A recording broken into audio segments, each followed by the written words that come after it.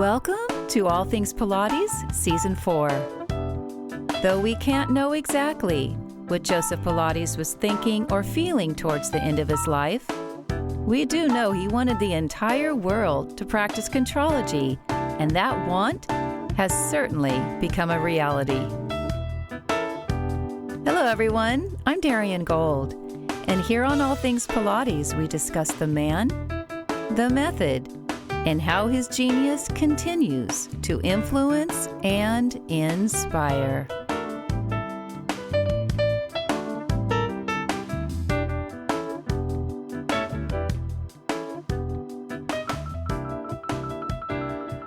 In 2017, I had no idea at the time that my desire to have a radio show would lead me to where I am today, a podcast now in its 4th season. Back then, my radio show went live every Sunday at 2 p.m. and heard around the globe. That is, if you were able to tune in to our channel, KPCA in Petaluma, California. Preparing a weekly show presented a huge learning curve that I accepted willingly, knowing I wanted to offer the public an opportunity to learn why the Pilates method was so special. Originally recorded at the radio station in 2018, I had the pleasure of a phone interview with Roberta Gratz, co-owner of Gratz Industries. As many of you know, this company is the original manufacturer of the Pilates apparatus as designed by Joseph Pilates. Here now is the rebroadcast of my interview with Roberta Gratz. My guest today is Roberta Gratz, co-owner of Gratz Industries and wife of the late Donald Gratz, whose father Frank, along with a business partner, opened a custom metal fabrication business, Treitel Gratz, in New York City in the 1920s. When Mr. Treitel moved on, Frank renamed the business Gratz Industries Incorporated and continued to fabricate sculptures, metal furniture, and produce industrial design prototypes for many of the world's top designers. Frank's younger son, Donald, joined his father after finishing college and a stint in the Army. At one point in the mid-1960s, one aspect of their metal furniture business began to slow down, leaving room for a unique but untested type of business. On a serendipitous afternoon in 1968, Donald, while delivering a metal furniture piece to one of his customers, met Romana Kryzanowska at his customer's home. Romana had needed a manufacturer for her apparatus as more and more teachers were arriving at her studio, eager to learn Pilates from her and then needing apparatus to work on at home. It was this fortuitous meeting with Romana that opened a new line of business for Gratz Industries, located at that time in Long Island City, Queens. It was the birth of classical Pilates apparatus. A beautiful working relationship developed between the metal fabrication manufacturer and the keeper of the Pilates flame. Donald took Romana's notes, drawings, and existing original Pilates apparatus designed by Mr. Pilates himself, and reverse engineered the various pieces. Their special connection meant that many teachers learning the Pilates system from Romana were now able to open their own studios, fully equipped with Gratz Industries apparatus. During this new growth period, Donald went on a blind date with a young reporter named Roberta Gratz. Roberta began her journalistic career as a copy girl in 1963. She quickly rose up to become a reporter for the New York Post in 1965, where she spent the next 15 years. Roberta would go on to author 5 books and write various articles which appeared in the Wall Street Journal, New York Times, Nation, and Daily News. After dating for roughly a year and a half, Donald and Roberta married and had 2 children. Donald's new Pilates endeavor with Romana was blossoming, and many times after spending the afternoon with her, and in the throes of developing the entire Pilates line, he'd say to Roberta, "You have to meet Romana. She is so amazing. What a genius she is." Roberta had no interest in this weird thing called Pilates and continued to report and write articles for the New York Post about the city. Then, in 1982, Roberta was in a car accident, and Donald immediately knew Romana could help Roberta in her recovery. Reluctantly, she went to meet with Romana, followed Romana's instructions, got better, and happily has been practicing Pilates ever since. Donald passed away in November 2003, and Roberta was determined to keep the family business alive, even though the survival rate of small businesses in New York City was very low. The immense loyalty and support Roberta felt from the Pilates community caused her to feel a great sense of obligation to continue to keep the Pilates business going as well. Calling in from New York to talk about Donald and his contributions to the Pilates community is Roberta Gratz. Hello, Roberta. Welcome to All Things Pilates. Hi there. Good to be with you. Roberta, on that fortuitous day when Donald delivered a metal furniture piece to a customer and he met Romana for the first time, do you remember him sharing anything about this accidental meeting? And can you speak more about that relationship between Donald and Romana as they continue to work together? Well, I just remember primarily him telling me what a great person she was and how sweet and smart. And I hadn't heard that from him about many customers. Often, if anything, he complained to me about his customers, especially because a lot of them were decorators. And even though my mother was a decorator, he didn't have much love for decorators. So, at any rate, he just adored Romana. And when they first made the apparatus for the department store, Henry Bendel, Donald told me that he was doing this. I didn't understand what Pilates was. I really didn't care. I only cared that he was doing it for the department store, which Bendel's was a very fancy department store. And I said, why don't you get paid in clothes for me? Well, that didn't happen, and I really didn't get interested in it at that time.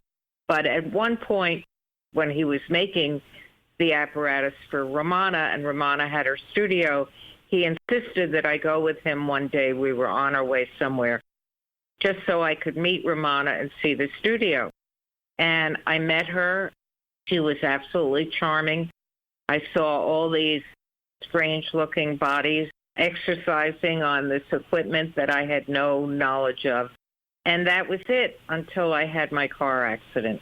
And when Donald suggested that I go to Romana, I said, well, why should I? You don't. Romana could never get him on a machine.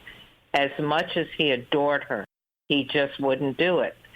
So I went anyway, and I haven't stopped going to one studio or another in New York. My instructor now is Nancy Jean McNamara in Cynthia Shipley's new studio. And then I go to New Orleans for the winter, and I work with Larry Gibbous.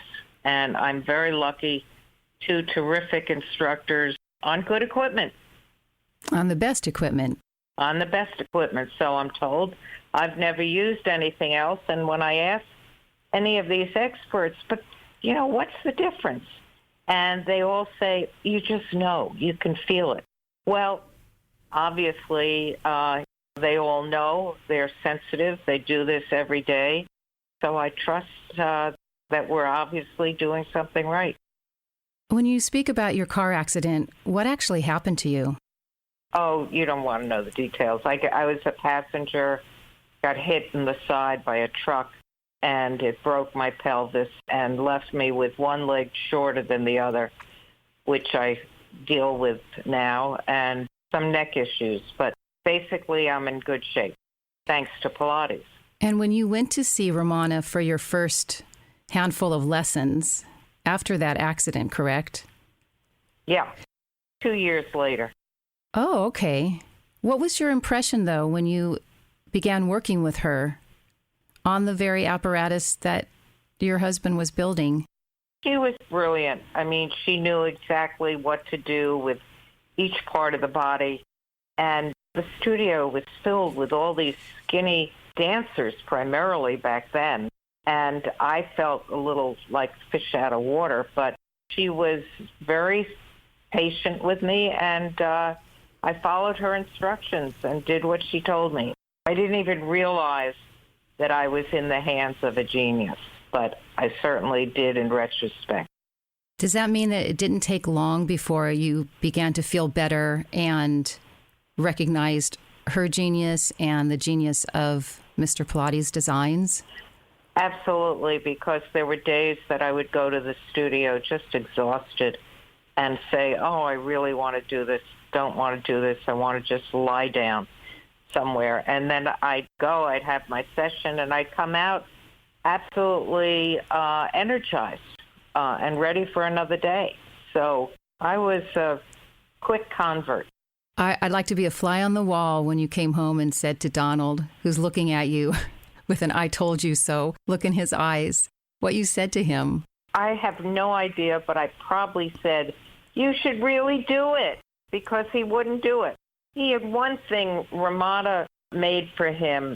He broke his knee on a job installation once, and she created this beanbag, rolling up beanbag, which I gather there's some form of this people use, but this was with the weight on the leg to help his knee, and it did.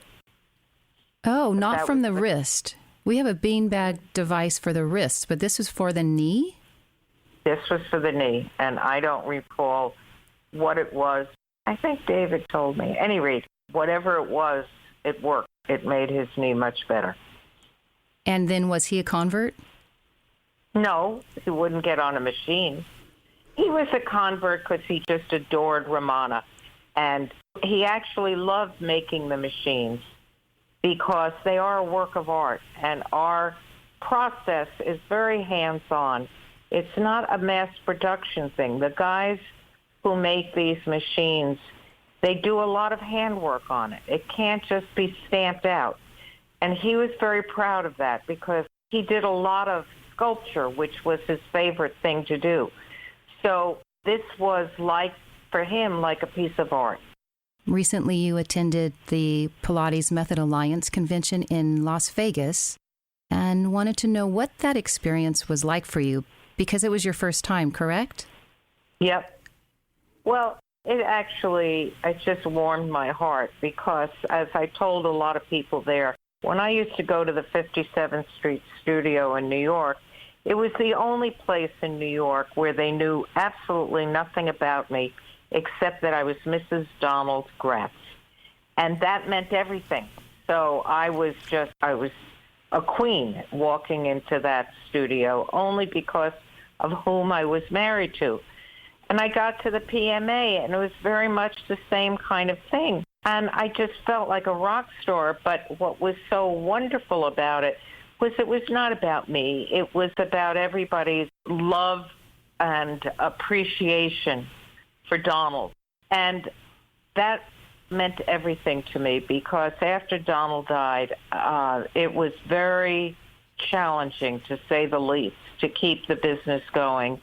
And I can't tell you how many people told me, sell, get rid of it. And I said, no. Donald and his father before him, a certain period of time, his brother was involved.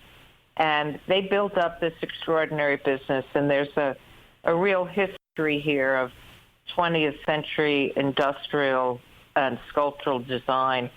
And I wasn't going to let it just go out the window. So it's been a hard path, but it's been successful. And I just felt the warmth and gratitude of everybody, and that made the whole 15 years worthwhile. So it was a really worthwhile experience. All facets of Gratz Industries are still active and viable? Well, our Pilates, 90-something% of our business these days. Wow.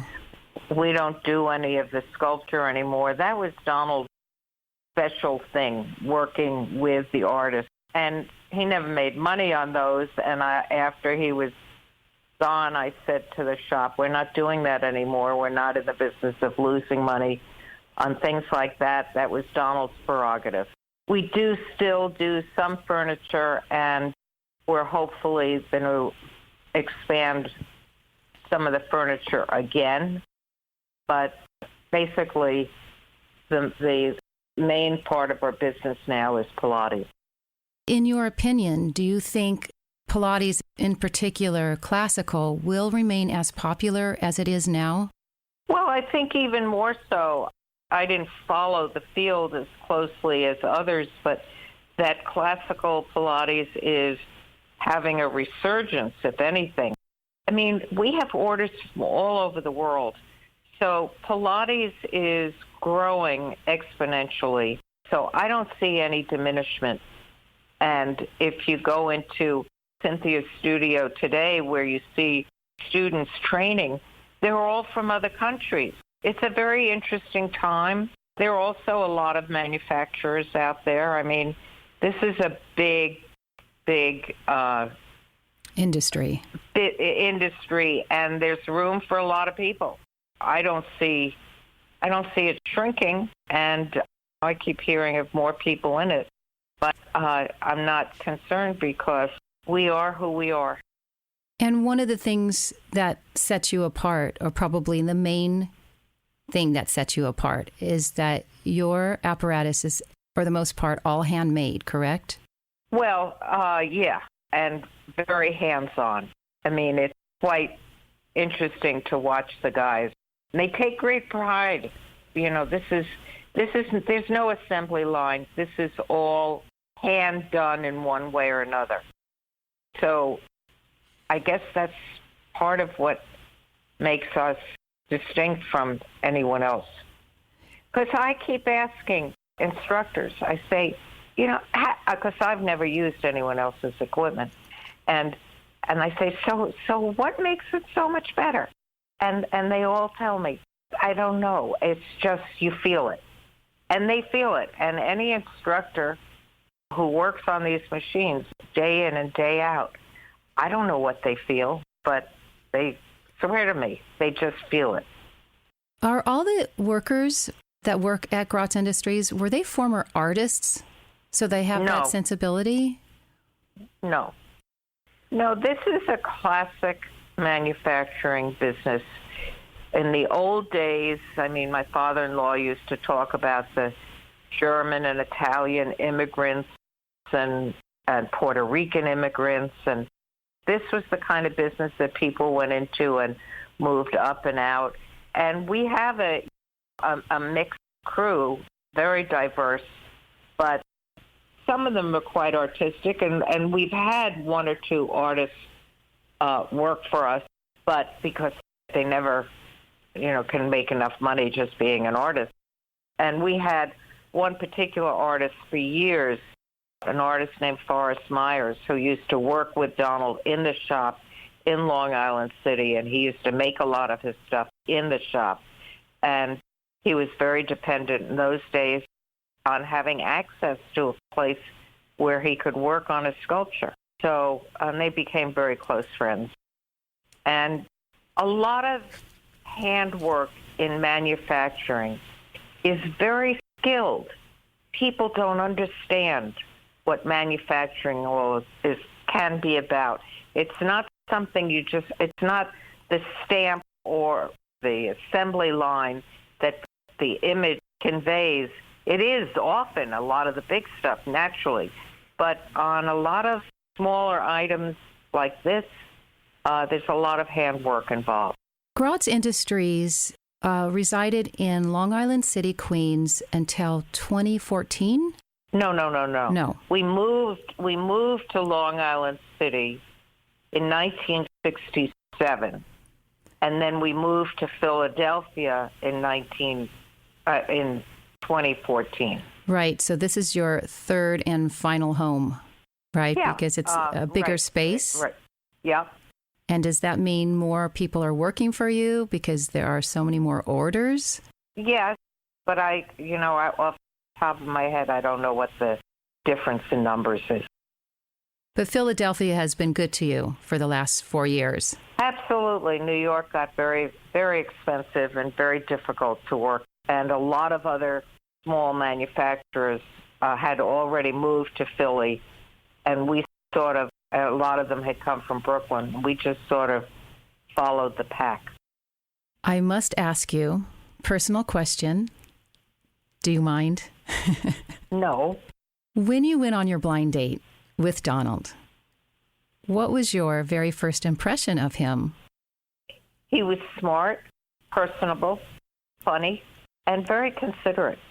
Was immediately interested in what did I want to do. The plan for whatever our first date was, it was basically up to me. Do you remember what you did? Well, I can't remember whether it was our first or maybe our second date. He asked me what we wanted to do, and I had seen in the newspaper that Ella Fitzgerald was singing at the Carlisle. And I had never gone out with anyone who was so generous as to take me to something as wonderful as Ella Fitzgerald. And I suggested that, and it turned out that Ella Fitzgerald was his absolute favorite singer. He was very into jazz, and I had no idea. So that kind of sealed something for both of us. His thoughtfulness to me, my interest in Ella Fitzgerald did it for him. And it was, I guess, something that just built as we went along. And I have to tell you a funny story, because years and years later, when I suggested to one of our daughters that somebody wanted to fix her up on a blind date, she said, I'd never do that. And I said, well, it's a good thing I did. Otherwise, you would never be here. My daughters just were disdainful of the idea of a blind date. In my day, it was something you really wanted, because I was not the hanging out in a bar kind of person, or it was not easy to meet people. And it still isn't. Right. How long were you married? Just short of 40 years. Wow. And of course, your family approved of Donald very early on, correct? Well, no parent totally approves of their daughter's husband-to-be. They were a little skeptical. My father was very interested in Donald because my father was a dry cleaner, and he related to somebody who was in manufacturing as opposed to if it had been someone who was a big shot lawyer or whatever. So they had a lot to talk about because my father was also very handy and making things. And of course, with my mother was a decorator. So they had things to talk about. They knew, Donald knew the industry, and she, as did she. So he fit in pretty easily. Does that mean he had a designer artistic side to him? No, he really didn't, although he did do a couple of design things that were better than he even realized that he could do. No, Donald's genius was that he could take someone else's design and figure out how to fabricate it. And that was why he was able to do Pilates machines, because that was his art, was the art of figuring out how to manufacture something. So a lot of architects and artists would come to him with designs that they needed someone to be able to make successfully. He was an expert on chair design, so the pitch was right and all that kind of stuff. And artists loved working with him because he was part of the process. So he himself did not have a design instinct. And he also said that it would never be a good idea because you should never be competing with your clients. And he felt that if he were an artist, his clients would feel competitive. But they relied on him to make their artistry work. Roberta, if anyone wants to learn more about Gratz Industries, your website is? Gratz Pilates. And is there one particular person, if someone wanted to call, to ask for? First, look at the website, and the website will steer them if there's to understand questions or orders or any questions. There will be contact info places on the website. Okay, perfect. Thank you so much for your time today, Roberta. It went fast, didn't it? It certainly did, and I enjoyed every minute. Thank you, Roberta. Thank you.